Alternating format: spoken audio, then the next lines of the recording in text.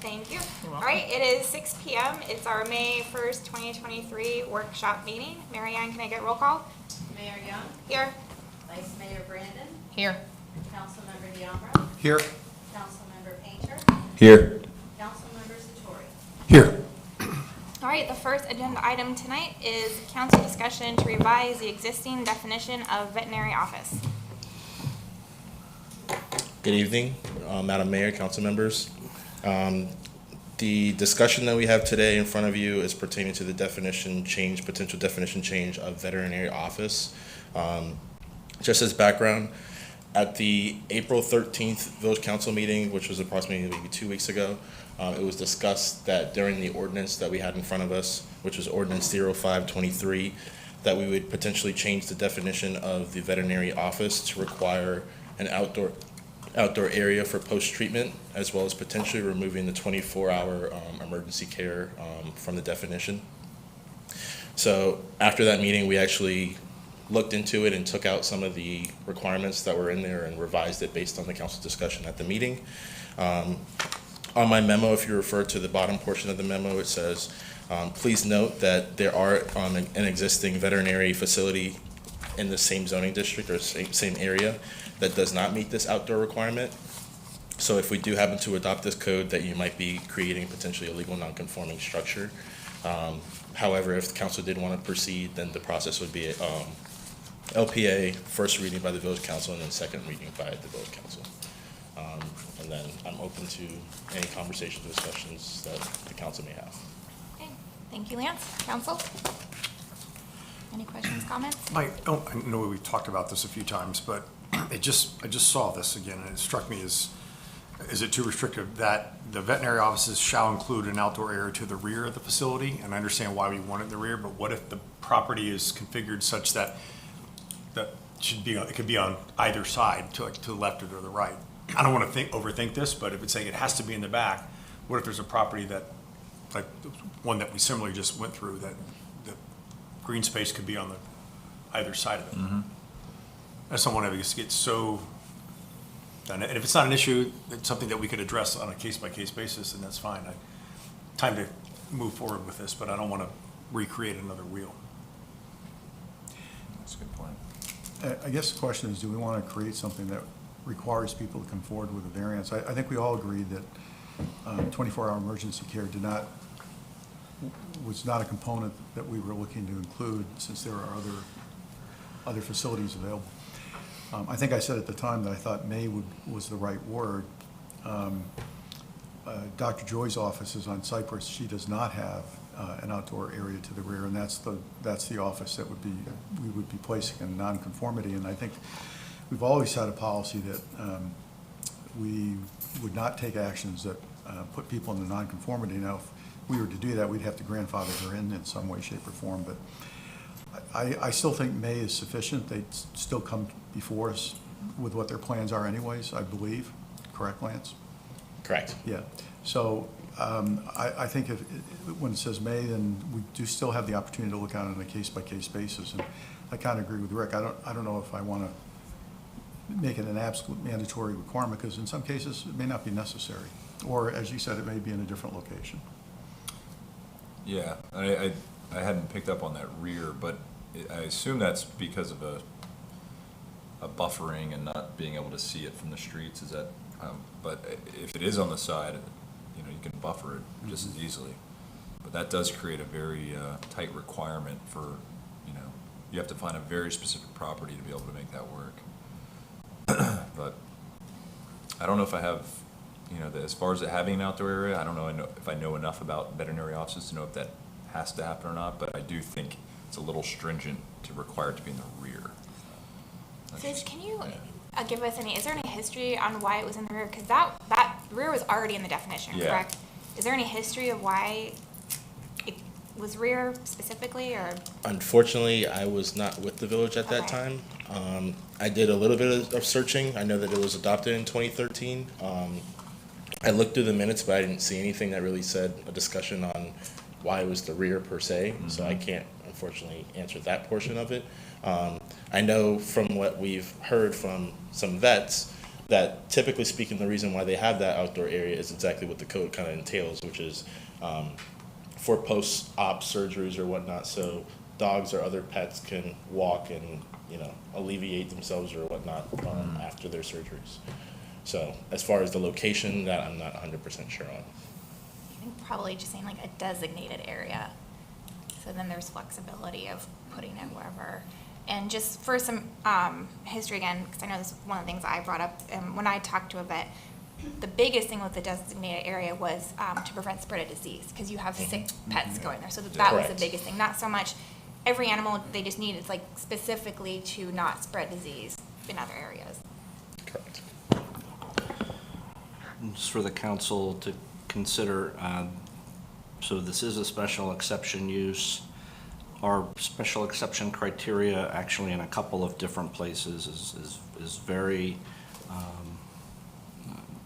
we're very interested in making sure that there's appropriate screening and buffering and compatibility with adjacent properties. So if you took out the language "to the rear," when this came before you for the special exception hearing, you would be able to look at where it's proposed to be, and you relying on the screening and buffering and compatibility criteria, you would have the ability to influence where it goes on a case-by-case basis.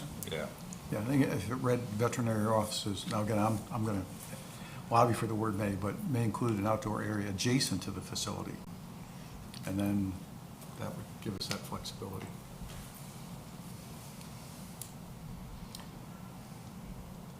I'm fine if we remove the word rear, but keep it flexible. But, as long as we just encourage them to put some sort of outdoor area for the animals when they are trying to do like urine samples and vice versa. I would let the veterinarian choose what kind of material they want to use so that they can either spray it down at the end of the day to disinfect, or if they wanted to use natural grass to let the sun and the earth absorb it, I would leave that up to the veterinarian. I say we just keep it kind of simple and maybe just take out rear. Because each property is unique in the way that it's laid out in our tiny little village. So Keith, if we keep the word shall, how do we address the existing office that, do we grandfather that one in since they do not have an outdoor area at this time? Yeah, if you changed may to shall, then you would create a legal non-conforming, that would become a non-conforming use. Correct. So it would be allowed to remain as long as they didn't want to make any changes to the configuration. So we don't have to take any clear action to, No, it would just, it would be allowed to remain because it was allowed to Under the exist prior under its code. current situation, under the current code, so Okay. It would be allowed to move on as a non-conforming use Okay. if you change the code. Now, if that practice were to change ownership, would that still be the case? The ownership can change. What couldn't change is if they wanted to do something to the site. But if they just sold it to another person to continue the operation exactly As is. that would be, it would still allowed to be continued as a non-conforming. When you say do something to the site, like a renovation of Yes. the facility? Like Correct. a certain percentage of, okay. But would it And be- so we have a non-conforming code, and it would have to trip the threshold. I don't remember off the top of my head if it's a 50% valuation or some other number, but essentially, if it trips that threshold, kind of like substantial improvement with the building code, then they would have to come into compliance. As long as it didn't trip that threshold, then they'd be okay. And sorry to interrupt, but also if there's a non-conforming element of it, then you cannot extend that non-conforming element. So in this particular case, the outdoor area would be the requirement, so I don't know how they would extend it, but let's say, for example, if there was a code requirement that says 30% open space, and an applicant could not meet that 30% open space, and they're at 20%, for example, they can't extend that nonconformity and say they want to be at 19%. It has to be at either better or meet code.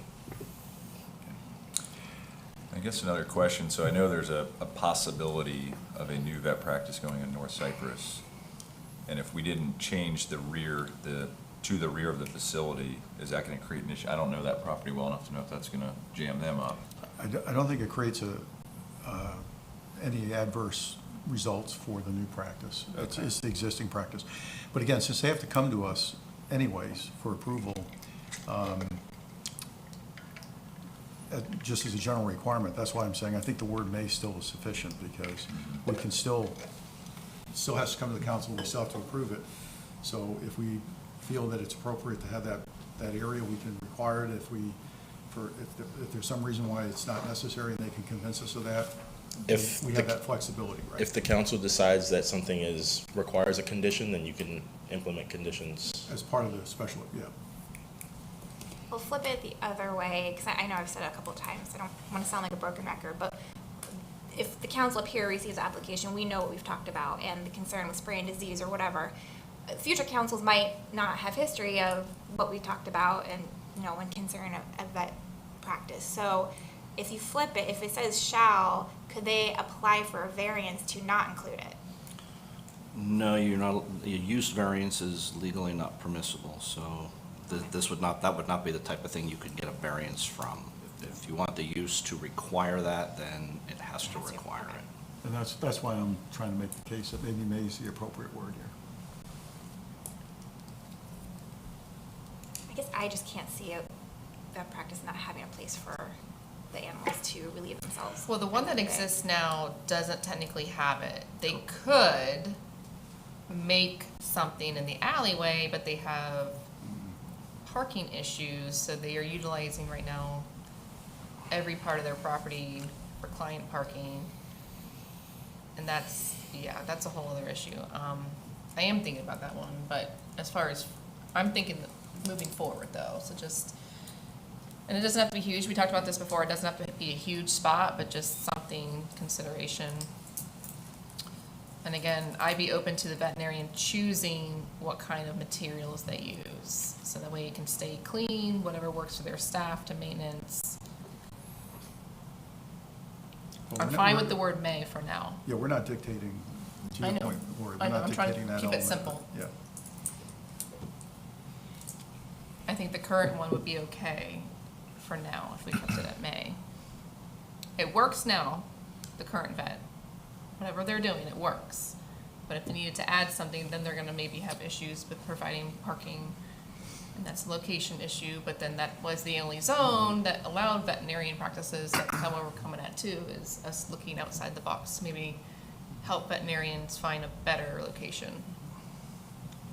And Molly, I understand, your point about some of the history, and obviously that's true of any councils, with any legislation that we pass, right?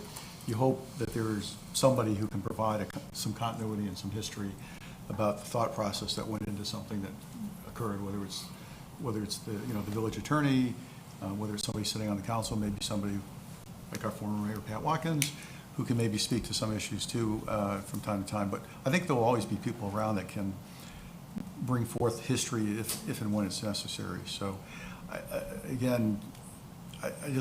I like to avoid absolutes if possible, so that we maintain some flexibility both for us and for our residents and our businesses, so. Any other council comment? Go ahead. Just to be clear, and I apologize, so if we're striking may and we're inserting shall, if we have may, and I think we've had this conversation, that we have the ability to say, no, with this, we want to have a bathroom area. Or If somebody comes forth another vet comes forth and they put a plan together, and we say to them, hey, we want an outdoor area, we can We have require the that as ability part of the special exception. And what is our liability, might be the wrong word, but the ramifications of putting somebody into non-conforming by doing this, like the existing vet? I mean, so now are we taking away the value of that property if they choose to sell it? Well, I think Keith answered that when he said, if somebody acquired it and they wanted to renovate. Renovate, and that would be with the renovation part. Exceeded a certain percentage, they could be hamstrung Yeah. by that word. Yeah, I mean, in a perfect world, if you're the property owner, you don't want to be saddled with a non-conforming element. I mean, arguably, the one you're talking about tonight is not the most onerous non-conformity. However, it still would be. So, but that doesn't mean that you are exposing the village to any kind of liability. I mean, local governments create nonconformities all the time. The code is a living document. It can change, and they do change. So, and that's why we have a nonconformity code section. Yeah, and again, not to, I know we talked about this, but whether it's shall or may, I think my bigger concern is, let's say a new vet comes in, and they do want to do a outdoor, but they can't because of the configuration of the property go in the rear. Now that puts them in a bad position where they're saying, well, we want to have an area where they can relieve, but our property, and I think we all know which one I'm possibly talking about, but I think that's the bigger issue than the, Well, that's why I suggested earlier, you could say put an outdoor area adjacent to the Yeah. facility, and then that provides for some flexibility there, but it's got to be attached to that facility, it can't just be Correct. down the block. I guess my comment to that, though, is then where are the pets using the restroom? Are they going to the neighboring property to use? So I guess part of me is, especially since we're allowing this as a special use in other zones, a zone, that district that does have residential abutting it too, C3, it's definitely more industrial, you don't have as much residential surrounding it. So I think this kind of came into play to opening it up to another district and having more residential abutting that. And like I said, part of me does think it's our responsibility to, if we're making changes, not to, not say, well, it's not our problem. If they don't have to do, a relief area, they'll find another place, but it's not our problem. So that's kind of, that's just my angle, that's how I look at it. Because I do think we have that responsibility. So if there's no more comment, I'll open it for public comment. Any public comment? No? Okay. So everyone's in favor of removing the 24-hour emergency care? Yes. Okay, and then we're in favor of removing rear facility and just saying, Keith, you can word it, or Lance, just adjacent, however best to word that, just somewhere on property. Somewhere on property, yeah. And then I'm in favor of shall versus may, so let's just go down the road and you guys can say what you're in favor of. May. May. On shall versus may? Yeah. No, nay. May. So you want to keep it at May? Keep it at may. Yes, I want to keep it at may. Okay. As long as we have the ability, my understanding, we have the ability to say we want Yeah. this.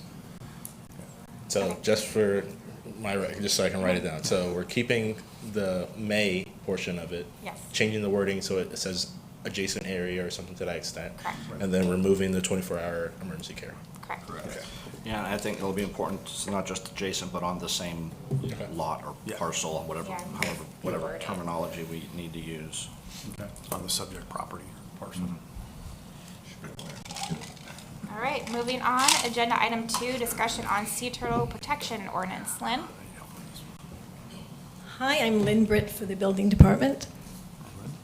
Good evening, Madam Mayor, Village Council, Village Manager.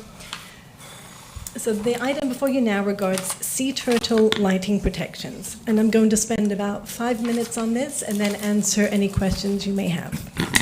So first, a little background.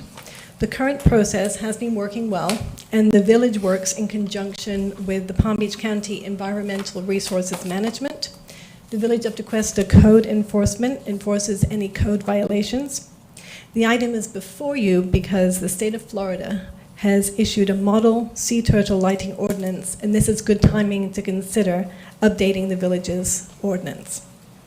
So sea turtle nesting season takes place from March through October, and the area of beach within the boundaries of the village is one of the densest sea turtle nesting habitat areas in the state.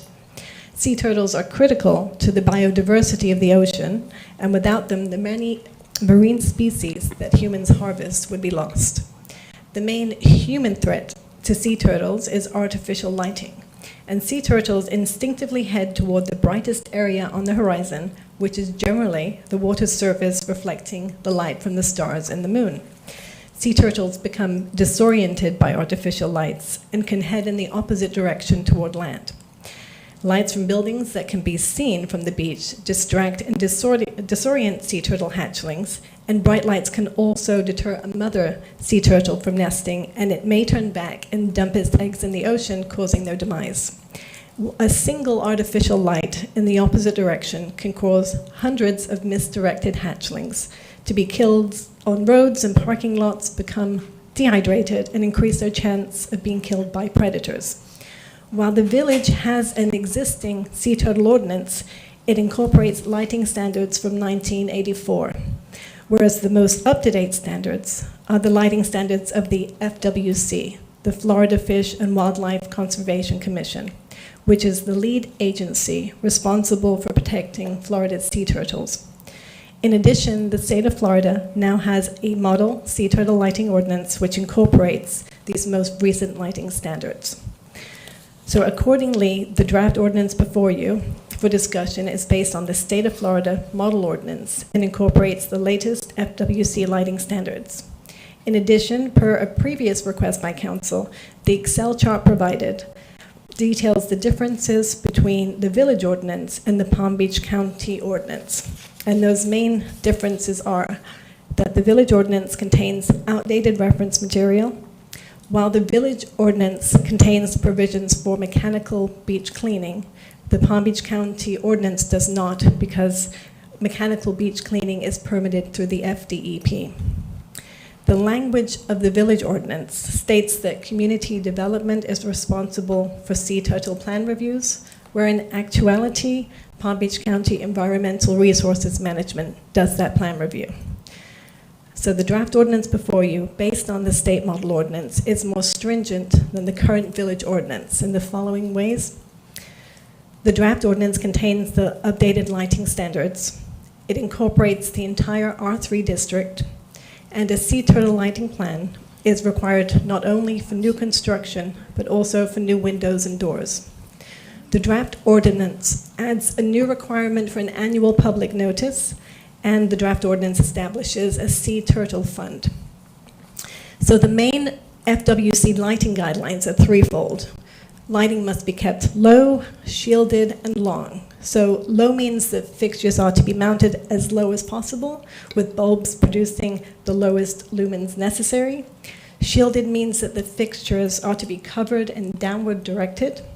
And long means the bulb must produce only long wavelength light of 560 nanometers or greater, which is amber, orange, or red. Excuse me. While the current village code does reference shielding, it does not include any specific downward directed or long wavelength lighting requirements, which are included in both the Palm Beach County and the model ordinance. So in summary, you have three options before you, which is to adopt the requirements in the state of Florida model ordinance, opt into Palm Beach County's ordinance, or keep what we have currently. And I recommend adopting the draft ordinance in the form before you, which retains village requirements and includes the updated state model requirements. So any questions? Thank you, Lynn. Council? When I think the education is going to be really key, because we lived over on the beach for a couple of years, and I know the residents in their units. I don't think we're well educated on this issue, and we would walk out at night and you would see lights blazing all over the place. So Yeah, we just to let you know, we've ordered a bunch of educational materials. We've got door hangers. We've got a full. It's free from the state, so that's on the way to be delivered to us.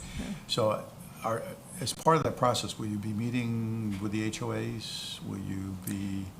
Yes, all of the above. We're going to make sure they're all fully aware. We've got, we'll make an educational plan incorporating brochures, materials, meetings, etc. And will those be conducted by the gentleman who's now the new enforcement officer that will be handling that? He will be involved, definitely. Okay, all right. Then my other question is, when we get to the unincorporated portion of the island that I could argue should be part of Tequesta, but it's not, north of the park, is Palm Beach County going to also be effectively monitoring and enforcing on that section of the beach? Because that area is just as important as the area within Tequesta. Yes, and the Palm Beach County ordinance does state that it includes the unincorporated and incorporated municipalities, Okay. unless they have their own equally or more stringent ordinance. Okay, But of course, the unincorporated areas have to go with the Palm Beach County right, ordinance, okay, yeah. all right. So enforcement was be one of my questions, just is there a plan for enforcement? I was told it might be random, so it won't be planned, so people possibly could have to be following the rules. Is that true? Yes, Awesome. yes. Secondly, when you mentioned it, when you talk about lights being low, and it says on the last part of the Excel sheet, that the VOT would require lights to not be directly visible from the beach. Is that just the beach walkway, or is that the pool area? And I'm asking because it's been made very clear to us by developers that we don't have dunes, so there's not gonna be a lot of buffering to block any kind of beach access light. Yeah, so the good thing about the new draft based on the model ordinance is that it does contain a lot more details, including those details. And it includes not only direct lighting, which the village has, but also indirect lighting. So some of the lights can shine on the side of the building and reflect onto the beach. So that would be making it more stringent. So where I grew up, and this is before we had cell phones, so I can't share my video of the turtles coming out of the sand, but it was dark. And the only way we could actually see it was holding, and I shouldn't even tell you this, but we would hold the little flash button on our camera back in the day just to see what was going on. But those buildings down south, they had to shut those lights off. Oh, yeah. So it wasn't just resident lights, there was no pool deck lighting, all that had to be shut off by sunset. Yeah, so the requirements, it would need to meet that low, shielded, and Okay. long. So, for instance, it would have to be pointed down, and the sea turtles, although they can see the amber, red, and orange light, they're not attracted to it. Okay. So that's why that's the required lighting. Okay, I was just curious because obviously we don't have dunes and a lot of buffering from pool decks and cooking areas. And I know with those type of condominiums, they want a lot of beauty and whatnot, so, Yeah, and it does also recommend ground barriers, which would be Okay. vegetation, so. okay. That's all I got. So, is the bigger issue, or maybe they're equally as big issues, but is it from the unit, the lights coming from the units, or is it the exterior lighting for the property? All of the above. They So all have how- to be okay. in compliance with the requirements. Okay. Because, yeah, I would assume that the actual property lighting, that's a lot easier to enforce, but the units, man, that's gotta be tough. That's why education is such a big Yeah. part. And that's where the enforcement really comes in and creating a, a Yeah, good because we want to work precedent. with people, and because most people, once they're educated, they want to protect the sea turtles. I would It's hope so, because they're so yeah. crucial, so that's going to be a really big part of it. Yeah. Well, when we lived there, we had line drapes. Mhm. So at night, you close the line drapes. Yeah. In order to prevent the light from shining outward, so. Mhm. So they would, people are gonna either have to do that or some type of Or blinds tinting, or whatever. tinting to Yeah, 45%, yeah. And we're talking, this Or is lower. really just March through October, the rest of the months, did he? Yeah, just Okay. from March through October. Okay. So my understanding is that the historical process from the village has been overall less restrictive than what we're proposing now? Well, Palm Beach County has been, they let us know and we enforce it. So our code is not as stringent as Palm Beach County's code. So this would make it as stringent as Palm Beach County's. If we adopt this going forward, would this involve a financial impact to those buildings on the water? Like, will they have to go in, or from what we know, they're pretty much in line with what they should be doing? Or are we gonna go in and say, well, we've just now adopted this and it's gonna cost you X amount of dollars to?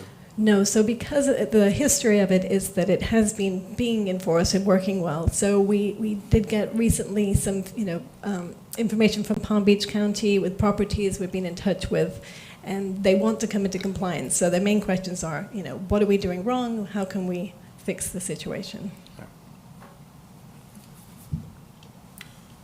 So new construction, like Sea Glass is the best example, when they build, because I keep going back to the units, like that's gotta be the biggest issue. Are there, from a building code, like Frank was saying about how he had drapes, like are there any type of automatic requirements, like a the tinting has to be X, and I think you said that, but. Yeah, so it's in conjunction with some Florida building code requirements, because some of the Florida building code requirements require you to have egress lighting so you can see. So this manages that lighting, so you can still have those necessary lumens, but having them dimmer. And then if we do have questions, we do confer with Palm Beach County Environmental Resources Management, because they are the experts Yeah. and they do this full time. But But if someone in a unit just is not complying with, is there, I guess what I'm getting there's at. a fine. But There's a- if, let's just say I lived in T-Glass and I just was completely, and I kept my lights on all the time. If you're on the exterior, the way that the tinting, is it such that it Yeah. shields it a good amount? I think this is easier to capture with the newer buildings, because I know one of the glazing requirements is it Yeah. has to have no less than 45% light transmittance. No more, So yeah. that, I mean, with the newer, and they have to have the shades installed, and I think, Jose, I mean, you can correct me if I'm wrong, that's all kind of signed off on before CO. Okay. And I remember seeing the specs for 300, and they had the glazing there, and it met the right. Yeah. What I remember for the glaze. Okay, so if someone had their lights full blast at night with the glazing, That's fine. you couldn't see it at I all? don't give to- Okay, cool. Yeah, But it's the prevents older light from buildings. going out. So, Yeah, okay. That's all I got. People sleeping with their windows open, Yeah. sliders open.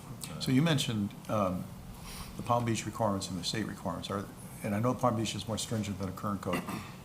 Is there any difference between, has Palm Beach fully adopted the state requirements as they've been put forth? Yeah, so I believe Palm Beach County, the nanometers, I think they have 570 nanometers, where the state is 560. And I haven't had a discussion yet with Teal as to whether they're going to be amending that to meet the state model code, but I would expect that they would. Okay, so you're saying the differences are de minimis? But Yes, you're yeah, advocating because that Palm we, Beach County is very stringent on that. that we match the state code, because that is the best. Yes, and that was code. from a bunch of different agencies over years, and Okay. it just came out and was issued in And that's what you January proposed to us? 2021. Okay, thank you. Thanks. Just two quick questions. On the penalties and fines, is that something that you guys have already put together? Is that existing, or? So the penalty will be through the code enforcement process.